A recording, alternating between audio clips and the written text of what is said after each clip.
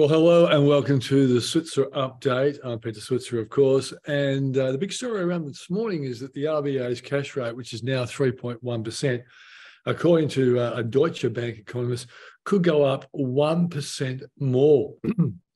Now, that will really knock a lot of people with mortgages around.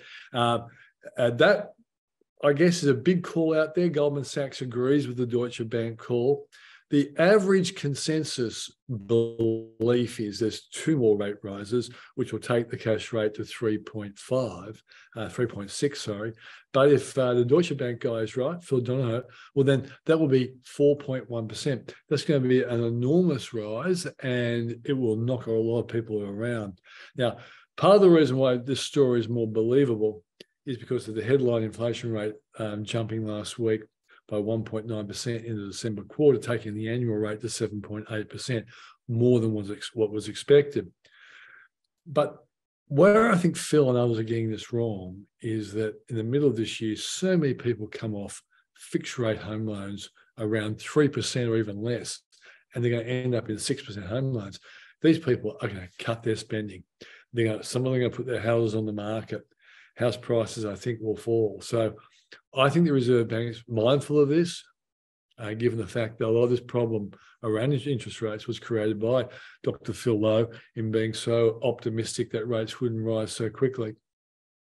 So he has to be very careful that he doesn't over-arc the raising of interest rates and create a recession, because that's what will happen, I think, if there's a 1% rise in interest rates, along with people trying to manage this transition from a fixed rate home loan to a variable home loan.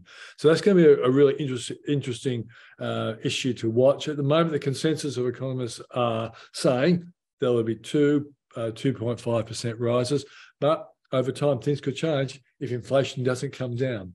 So let's focus now on what happened to markets overnight. And what we saw there was that the Dow Jones was down, let me put my glasses on quickly, down 260 points. The NASDAQ was down 1.96%. Bit of nervousness before the Fed makes its decision on Wednesday about where interest rates are going in the US. If it's 0.25%, the market will like it. If it's 0.25% and the narrative coming from the Federal Reserve is quite nice, the market will like it. But if the narrative is seriously saying there are more rate rises out there, this market bounce has been a really big bounce. Let me give you the numbers right now. The US market's up 5% year to date and 12% since October 3. We're up 7.7% year to date and 16% since October 3.